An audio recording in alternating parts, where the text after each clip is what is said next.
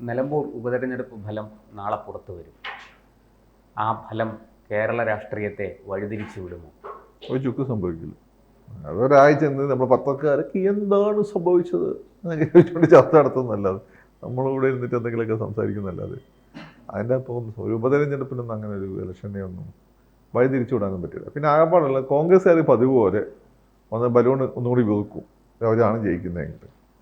ഈ തോൽക്കുന്നതാണ് അവർ. അത് ഞങ്ങളെ മണ്ഡലമൊന്നല്ലല്ലോ, അത് ഓൾറെഡി അവരുടെ കയ്യിലുള്ളതല്ലേ. LDF സ്റ്റാറ്റസ് കോ, ഇതാണ് ഒന്നാമത് തരാൻ പോകുന്നത്. CPM ജയിച്ചു, ഇത്രയും പ്രതിസന്ധികൾക്കിടയിൽ വിജയിച്ചു, ഭരണത്തിനെതിരെയുള്ള വിലയിരുത്തലായിരുന്നു എന്നവർ പറയും.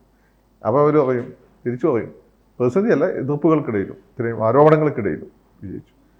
ഈ തോറ്റാണ് അവർ പറയും, അത് ഞങ്ങളെ മണ്ഡലമൊന്നല്ലല്ലോ, അത് കോൺഗ്രസ് മണ്ഡലമല്ലേ, അത് 50 ഉപയോഗിച്ച് ഞങ്ങൾ പിടിച്ചെടുത്തു. 50 ഒരു സാമൂഹ്യ ദ്രോഹിയായി മാറിയപ്പോൾ ഞങ്ങൾ 50 ശക്തമായ നിലപാടെടുത്തു, 50 രാജിവെച്ചു. അപ്പോൾ 50 കൊണ്ടുവന്ന വോട്ട് 50 തിരിച്ചു പോയി. പക്ഷെ അതിന് മനസ്സിലാക്കേണ്ട കാര്യം, മുമ്പ് ആര്യാടനോട് മത്സരിച്ച സമയത്തെക്കാട്ട് 0.1002% വോട്ട് ഞങ്ങൾക്ക് കൂടി. അത് ഞങ്ങളെ വിജയമാണ്. ഇത് ഭരണത്തിനെതിരെയുള്ള വിലയിരുത്തലൊന്നുമില്ല. എങ്ങനെ വന്നാലും പൂച്ചയാണ്. ഇനി 50 10 കൂടുതൽ വോട്ട് കിട്ടുമെന്നാണ് ഈ പ്രതീക്ഷിക്കുന്നത്. അപ്പോൾ 50 10 കൂടുതൽ വോട്ട് കിട്ടിയ 50 അതൊരു വിജയമായിരിക്കും. 50 ആ പ്രദേശത്ത് 50 UDF ആയിട്ട് വിലപേശാൻ അവഗണിക്കാൻ പറ്റാത്ത ഫോഴ്സ് ആണ് 50 സ്ഥാപിക്കാൻ പറ്റും. പക്ഷെ അത് 5 കുറവ് പോയി കഴിഞ്ഞാൽ 50 ഒന്നുമല്ലാതായിപ്പോൾ. അതാണ് അതിൻ്റെ ഒരു 50 മാത്രമാണ് ഈ വിഷയത്തിൽ എന്തെങ്കിലും ഒരു പറയാൻ സാധ്യതയുള്ള ആൾ. പക്ഷെ ഞാൻ ഒരു കാര്യം ചോദിക്കട്ടെ, മൃഗീയ ഭൂരിപക്ഷത്തിനാണ് ആര്യാടൻ ജയിക്കുന്നതെങ്കിൽ അത് ഭരണവിരുദ്ധ വികാരം എന്ന് പറയേണ്ടി വരും. മറ്റു സ്ഥലങ്ങൾ പോലെ അല്ല അത്. UDFന് ഉമ്മൻചാണ്ടി സാറിനതാണെങ്കിലും തൃക്കാക്കരാണെങ്കിൽ UDF മണ്ഡലമാണ്. അല്ല, കഴിഞ്ഞ ഉപതെരഞ്ഞെടുപ്പുകളെല്ലാം താങ്കൾ നേരത്തെ പറഞ്ഞ പോലെ സ്റ്റാറ്റസ് കോ നിലനിർത്തി. UDF-ൻ്റെത് പിടിച്ചു, LDF-ൻ്റെത് പിടിച്ചു. അവിടെ നമ്മൾ കാണാതെ പോകുന്നൊരു കാഴ്ച, ചേലക്കരയിൽ LDFന് ഭൂരിപക്ഷം വളരെ ഭൂരിപക്ഷം സംഭവിക്കാറുണ്ട് എങ്കിലും LDF അത് നിലനിർത്തി. പക്ഷെ ഇവിടെ നിലമ്പൂര് ഇപ്പോൾ തുടർച്ചയായിട്ട് LDF ജയിച്ചുകൊണ്ടിരിക്കുന്ന 2 തവണ ജയിച്ച മണ്ഡലം UDF പിടിച്ചെടുക്കുന്നു എന്ന് പറഞ്ഞാൽ നമുക്ക് മനസ്സിലാക്കാം. മുൻകാലത്ത് UDFൻ്റെ കോൺഗ്രസിൻ്റെ മണ്ഡലമായിരുന്നു. പക്ഷേ ഒരു മൃഗീയ ഭൂരിപക്ഷത്തിൽ ഏതാണ്ട് ഒരു 15,000-20,000 വോട്ടുകളുടെ വ്യത്യാസത്തിൽ ആര്യാടൻ ഷൗക്കത്ത് ജയിച്ചാൽ അതിനെ CPM എങ്ങനെ ന്യായീകരിക്കും? അത് ന്യായീകരിക്കാൻ ബുദ്ധിമുട്ടായിരിക്കും. ബുദ്ധിമുട്ടെന്ന് വെച്ചാൽ ഒന്ന്, ആ ഒരു 50 ഇമ്പാക്റ്റ് മാത്രമല്ല, അതിനപ്പുറത്ത് ഒരു ജനവിരുദ്ധ, ഒരു സർക്കാർ വിരുദ്ധ വികാരമുണ്ട് എന്ന് ഉള്ളിലെങ്കിലും പറയേണ്ടതായിട്ട് വരും. അത് അവർക്ക് പരിശോധിക്കേണ്ടതായിട്ട് വരും. അതല്ല 5000 വോട്ടിനും തോറ്റാൽ അവർക്ക് പ്രശ്നമൊന്നുമില്ല. അല്ല, 10,000-ന് താഴെയാണെങ്കിൽ അത് വലിയ ചലനം ഉണ്ടാകും. അതെ. അപ്പം അതല്ല, ഇത്രയും ഹ്യൂജ് മാർജിനാണ് അത് ഇൻഡിക്കേറ്റർ. കോൺഗ്രസ്സുകാർക്ക് കുറച്ചുകൂടി ബലൂൺ ഒന്നുകൂടി പോകും, അത്രയേ ഉള്ളൂ അതിൻ്റെ കാര്യം. പക്ഷെ എത്ര ബലൂൺ വീഴ്ത്താൽ ഇതിൻ്റെ പ്രശ്നം കിടക്കുന്നത് അപ്പുറത്ത് ബലൂണും ഇപ്പുറത്തൊരു എണ്ണയിട്ട എണ്ണം പോലെ പ്രവർത്തിക്കുന്ന സിസ്റ്റമാണ്. അതാണ് അതിൻ്റെ ഒരു കാര്യം. ആ സിസ്റ്റം വളരെ ഇമ്പോർട്ടൻ്റ് ആണ്. പക്ഷെ ആ സിസ്റ്റത്തിന് ഉള്ളിൽ നിന്ന് പോലും ഒരു എതിർപ്പുണ്ട് എന്ന വിലയിരുത്തൽ വരുമോ ഈ ആര്യാടൻ ഷൗക്കത്തിൻ്റെ ഭൂരിപക്ഷം വർദ്ധിച്ചാൽ?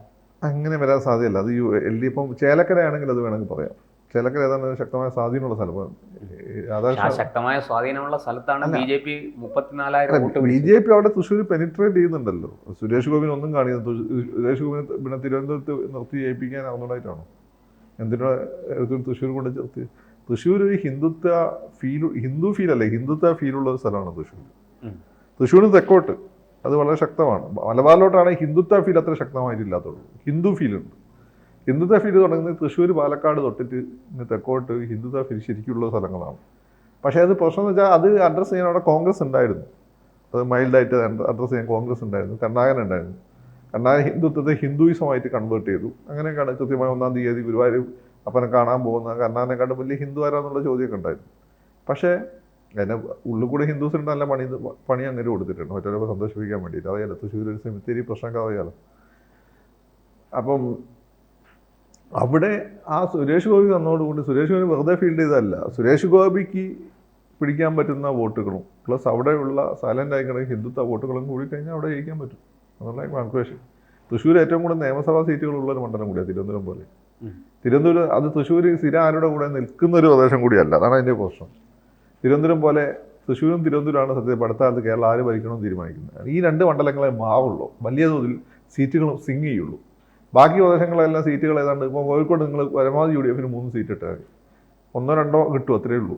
കണ്ണൂർ ഏതാണ്ട് അങ്ങനെ തന്നെയാണ്. കാസർഗോഡ് നമുക്കറിയാം എങ്ങനെയാണ്, മലപ്പുറത്ത് എങ്ങനെ വരുമെന്ന് അറിയാം, പാലക്കാട് എങ്ങനെ വരുമെന്ന് അറിയാം, ആലപ്പുഴ എങ്ങനെ വരുമെന്ന് അറിയാം, കൊല്ലം എങ്ങനെ, പണ്ട് കൊല്ലം സിംഗ് ചെയ്യും, ഇപ്പോൾ കൊല്ലം സിംഗ് ചെയ്യുന്നില്ല. അപ്പം ഈ അത് കണക്കാക്കിക്കൊണ്ടുള്ള ഒരു കളിയാണ് BJP അന്ന് നടത്തിയത്. അതിൻ്റെ ഒരു ഗുണമാണ് ഇപ്പോൾ ചേലക്കര നമ്മൾ കാണുന്നത്. ഈ UDF നിലമ്പൂരിൽ ഈ പറഞ്ഞതുപോലെ ഒരു മൃഗീയ ഭൂരിപക്ഷത്തിന് ജയിക്കുകയാണെങ്കിൽ മുസ്ലിം ലീഗിൻ്റെ പ്രസക്തി കേരള രാഷ്ട്രീയത്തിൽ UDF-ൽ വർദ്ധിക്കുമോ അതോ അത് തളരുമോ? ഇല്ല, അത് അങ്ങനെ തന്നെ നിൽക്കും. അവർ കൂടുതൽ വിലപേശാൻ പോകുന്നത്, അവർ കൂടുതൽ വിലപേശേണ്ട അവസ്ഥയാണ് UDF ഇപ്പോൾ അനുഭവിച്ചുകൊണ്ടിരിക്കുന്നത്. അവർ ഇടയ്ക്ക് നിലം മറന്നിരുന്നു.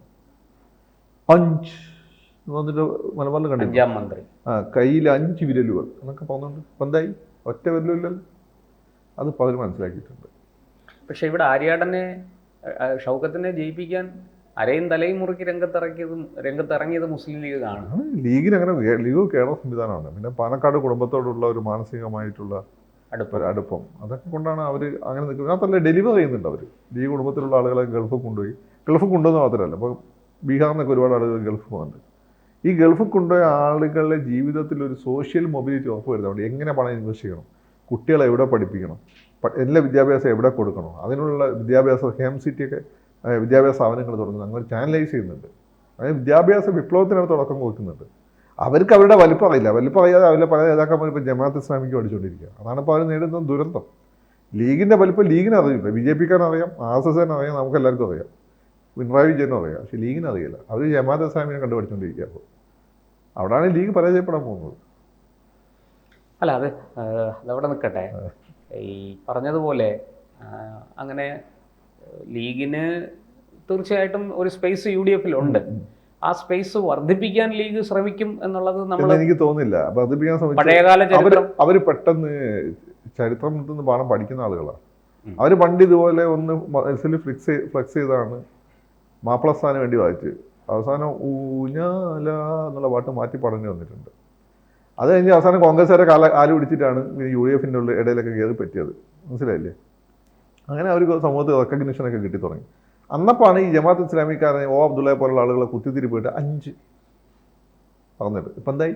അല്ല, ജമാഅത്ത് ഇസ്ലാമിയും പോപ്പുലർ ഫ്രണ്ടും PDP-യും എല്ലാം ലീഗിനൊരു വെല്ലുവിളി തന്നെയാണ്. വെല്ലുവിളിയല്ല, ഈ വെല്ലുവിളി നേരിടാൻ അവരാകാൻ ശ്രമിച്ചു. കേരളത്തിൽ UDF എന്ന് വെച്ചാൽ ലീഗ് മാത്രമല്ല, അതിൽ NSS-ന് വലിയൊരു ഘടകമുണ്ട്. NSS നേരിട്ടില്ലെങ്കിൽ പോലും NSS ഒരു കാലത്ത് ഇപ്പോഴും SNDP-യിലെ സമ്പന്നരായിട്ടുള്ള ആളുകൾ, ഈ വെള്ളാപ്പള്ളി ഭാഷ ബ്രാഹ്മണ ഇഴവര് കോൺഗ്രസിൻ്റെ കൂടെയാണ്, വദാദേവിനെയൊക്കെ പോലുള്ള കുടുംബങ്ങൾ. പക്ഷേ അതിപ്പം കൂടുതൽ BJP-യുടെ അടുപ്പമാണ് BDJS വന്നതിന് ശേഷം. സത്യത്തിൽ സുകുമാരൻ നായർ സാർ ഈ പിന്നെ ഇദ്ദേഹവും വെള്ളാപ്പള്ളിയും തമ്മിലുള്ള ഐക്യം വന്നത് എങ്ങനെ? ഈ ലീഗുകാരെ ഒറ്റയെടുത്താൻ കാരണമാണ്. 5ാം മന്ത്രി അവരെന്താ ലീഗ് മുസ്ലിങ്ങൾ മാത്രമാണോ UDF? ഇപ്പം അത് പഠിച്ചിട്ടുണ്ട്. ഒറ്റ ചോദ്യം കൂടി. ഈ ആര്യാടൻ ഷൗക്കത്ത് വലിയ മാർജിനിൽ വിജയിച്ചാൽ ജോസ് കെ മാണി, അതായത് കേരള കോൺഗ്രസ് LDF വിട്ട് UDF-ൽ വരും? അതിനൊക്കെ സാധ്യതയുണ്ട്. അത് അവസരങ്ങളുടെ കലയാണ് രാഷ്ട്രീയം നമ്മളെ പഠിപ്പിച്ചത് കേരള കോൺഗ്രസ് ആണ്. പ്രത്യേകിച്ചും മാണി സാറാണ്. അപ്പം അതിനൊക്കെ സാധ്യതയുണ്ട്. പിളരാതിരിക്കാൻ മാത്രമല്ല, LDF-ൻ്റെ ഒരു സ്വഭാവം അനുസരിച്ചിട്ട് ജോസ് കെ മാണി നശിച്ചു. അപ്പോൾ അതിന് അവസാനത്ത് റോഷി ഉയർന്നു വരും. ഇപ്പം തന്നെ റോഷി കൺസോൾട്ടേറ്റ് ചെയ്യുന്നുണ്ടാണ് ഞാൻ അറിഞ്ഞിട്ടുള്ളത്. കേരള കോൺഗ്രസ് പിളരാൻ സാധ്യതയുണ്ടോ? അതിന് സാധ്യതയുണ്ട്. റോഷി ഇപ്പോൾ തന്നെ നിൽക്കാൻ സാധ്യതയുണ്ട്. പിന്നെ ഈ കാര്യം എന്ന് വെച്ചാൽ മാണി സാറിനുള്ളൊരു കമാൻഡൊന്നും അദ്ദേഹത്തിനില്ല, ജോസ് കെ മാണിക്കില്ല. അപ്പം ജോസ് കെ മാണിയെ കണ്ട് രാഷ്ട്രീയത്തിൽ പരിചയവും തഴക്കവും ഉള്ളത് റോഷിക്കാണ്. പക്ഷെ റോഷി ഒരിക്കലും മാണി സാറിനെ തള്ളി പറഞ്ഞിട്ടില്ല. അതാണ് റോഷിയുടെ ഏറ്റവും വലിയ ഗുണം. മാണി സാറിന് എന്ന് വേണേൽ റോഷിനെ മന്ത്രിയായി, മാണി സാർ ആക്കിയില്ലല്ലോ. റോഷി ഒന്നും മിണ്ടിയില്ല. പക്ഷെ ജോസ് കെ മാണിയുടെ റോഷി എങ്ങനെ ആയിരിക്കും എന്ന് പറയാൻ പറ്റില്ല. ജോസ് കെ മാണി UDF-ലേക്ക് വരാനൊരു സാധ്യത തള്ളിക്കളയാൻ പറ്റില്ല. പക്ഷേ UDF വരുമെന്ന് അദ്ദേഹത്തിന് ഉറപ്പ് കണ്ടു. അദ്ദേഹത്തിന് ഉറപ്പ് കിട്ടേണ്ട സംവിധാനമൊക്കെ സഭകൾക്കറിയാം ആര് വരും. അല്ല, അതിപ്പോൾ തീർച്ചയായിട്ടും നമ്മുടെ കുഞ്ഞാലിക്കുട്ടി സാഹിബും രമേശ് ചെന്നിത്തലയൊക്കെ പരിണതപ്രജ്ഞരായ രാഷ്ട്രീയക്കാരുടെ കാര്യമല്ല. ജോസ് കെ മാണി കൺവിൻസ്ഡ് ആണ് UDF വരും. അല്ലാതെ ഇവിടുന്ന് ചാടി ഈ ജനതാദളിൻ്റെ അവസ്ഥയായി പോകും. അപ്പോൾ അതിൽ കാര്യമില്ല. ജോസ് കെ മാണിക്ക് അത് അറിയാനുള്ള സംവിധാനമുണ്ട്. അല്ല, അങ്ങനെ ഒരു വിഷയമുണ്ട്. ജനതാദളും എന്ത് ചെയ്യും? അവരെ LDF-ൽ തന്നെ തുടരും. അവരിത് നോക്കും. അവർ ചിലപ്പം ഈ സംവിധാനം ഇവർ വരുമെന്ന് തോന്നിക്കഴിഞ്ഞാൽ അവർ മാറും. മനസ്സിലായില്ലേ? അല്ലെങ്കിൽ മാറില്ല. ഇപ്പോൾ ഒരു MLA എങ്കിലും അതും ഇല്ലാതായി പോകും. ജോസ് കെ മാണിൻ്റെ കാര്യം ഞാൻ പറയാൻ പോകുന്നത് വെച്ചാൽ ഇവിടെ കേരളത്തിൽ എങ്ങനെ രാഷ്ട്രീയ മാറ്റം വരുമെന്ന് നമ്മളെ പള്ളിയിൽ അച്ഛന്മാർക്ക് അറിയാം, ബിഷപ്പുമാർക്ക് അറിയാം. അവർക്ക് അതിനുള്ള അവരെടുക്കുന്ന തീരുമാനം നോക്കിയാൽ അവർക്ക് അതിനുള്ള സോഴ്സ് ഉണ്ട്. എസ്പെഷ്യലി കത്തോലിക്ക അച്ഛന്മാർ നിങ്ങൾ വിചാരിക്കുന്നതിനപ്പുറമാണ് അവരെ അറിയിച്ചത്. ആളുകൾ പള്ളിയിൽ പോകുന്നില്ലേ എന്നുള്ളതല്ല. അപ്പോൾ അവരോട് കൺസൾട്ട് ചെയ്തിട്ട് ജോസ് കെ മാണി ചെയ്യാൻ സാധ്യതയുള്ളൂ. കൂടുതൽ വാർത്തകളും വിശേഷങ്ങളും നിങ്ങളിലേക്ക് എത്താൻ ABC മലയാളം സബ്സ്ക്രൈബ് ചെയ്യുക, ബെൽ ബട്ടണും അമർത്തുക.